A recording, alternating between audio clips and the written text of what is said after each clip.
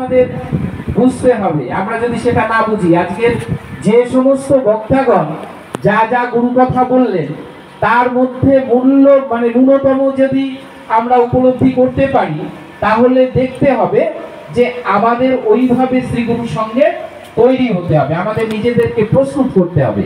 আজকে যদি আমাদের মনটা প্রস্তুত থাকতো, আমরা যদি মনে করতাম যে আমাদের দেহ হচ্ছে ঈশ্বরের মন্দির, আমাদের মন ঈশ্বরের লীলাভূমি, আমাদের প্রাণ সেই জ্যোতির্ময়ের জ্যোতি, তাহলে এখানে জায়গা দেয়া যেত না। আজকের গুরু ভগবানের যে লীলা প্রসঙ্গ, গুরু ভগবান যে লীলা করবেন যে মনের ভিতর বসে, সেই মন যদি আমরা তৈরি করতে পারতাম, তাহলে কিন্তু এখানে ভক্ত সাধারণের জায়গা দেয়া হতো না, যেত না, এত ভক্ত সাধারণ হয়ে যেতেন আজকে।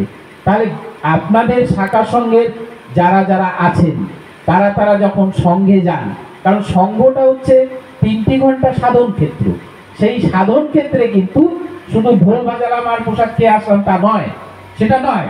গুরুদেব রাখলেন কি, সেই সাধন ক্ষেত্রে যেমন তুমি প্রার্থনা করবে, যেমন তুমি জপ করবে, যে তেমন তুমি কীর্তন আদি করবে, তেমনি একটি আলোচনার অংশ রাখলেন, যে আলোচনার মধ্য দিয়ে আমাদের প্রত্যেকের চেতনা জাগ্রত হবে, আমাদের যে আত্মচেতনা সেটা জাগ্রতকরণ হবে ওই সঙ্গের মধ্যে, ওই আলোচনার মধ্যে। সেখানে কি আলোচনা?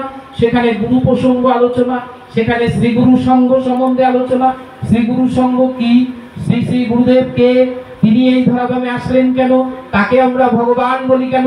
আমরা তো বলি ওম গুরু ব্রহ্মা গুরু বিষ্ণু গুরুদেব মহেশ্বর গুরুদেব পরম ব্রহ্ম তস্মৈ শ্রী গুরবে নমঃ। তার জন্য গুরুদেব বলে গেলেন যে হ্যাঁ, আমি কিন্তু ওই পরম ব্রহ্ম, আমি কিন্তু সেই দেবাদিদেব মহাদেব, আমি কিন্তু সেই ভগবান বিষ্ণু।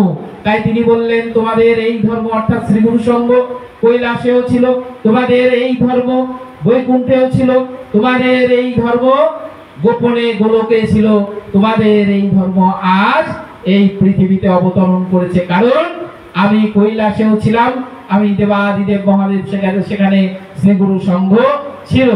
এটা গুরুদেবের বাণী। এবং গুরুদেব বললেন আমার দেহান্তের পর আমার ওই শ্রীদেহ নারায়ণ মন্ত্রে স্নান করাইবা, অর্থাৎ ওম বাসুদেবায় ধীমহি, ওম নারায়ণ বিদ্মহে বাসুদেবায় ধীমহি তন্ন বিষ্ণু প্রচোদয়াৎ ওম। এই মন্ত্রে, বিষ্ণুর গায়ত্রী মন্ত্রে গুরুদেব বললেন আমার শ্রীদেহ আমার দেহান্তের পর নারায়ণ মন্ত্রে স্নান করাইবা। তাহলে গুরুদেব নারায়ণ, গুরুদেব নিজে তার বাণীতে বলে গেলেন। এবং তিনি বললেন এই ধর্ম গোপনে গোলকে ছিল। তাই গোলক অধিপতিকে ভগবান শ্রীকৃষ্ণ। তাই তো গুরুদেব একদিন কৃপা করেছিলেন একজনকে, তিনি বিশ্বাস করতেন না ঈশ্বরে, একদিন কৃপা করেছিলেন তাকে। তাই গুরুদেবের সামনে এসে যখন সে প্রণামটি করবে, প্রণামটি করতে গিয়ে তিনি একদম পুরো প্রণাম করে করে অচৈতন্য হয়ে পড়ে গেছেন। কি দেখলেন তিনি? ঠিক তিনি দেখলেন তার যুগল চরণ, একটি চরণ কৃষ্ণের চরণ, একটি চরণ হচ্ছে রাধারানীর চরণ। এই যে রাধা গোবিন্দের যুগল মিলন চরণ গুরুদেব তাকে দেখালেন। তাহলে আপনারা বুঝতে পারছেন গুরুদেবকে। তাহলে আমাদের যে প্রণাম মন্ত্রটি কতটা সত্য, আমাদের প্রণাম মন্ত্রটি, এবং কতটা উপযুক্ত আজকের জন্য। তাই জন্য আপনাদের সকলের কাছে আমার স্বনির্বন্ধ অনুরোধ যে আমার গুরু ভগবান, যে ভগবান সেই চিন্তা আপনাদের মনের মধ্যে আনুন। গুরুদেব বললেন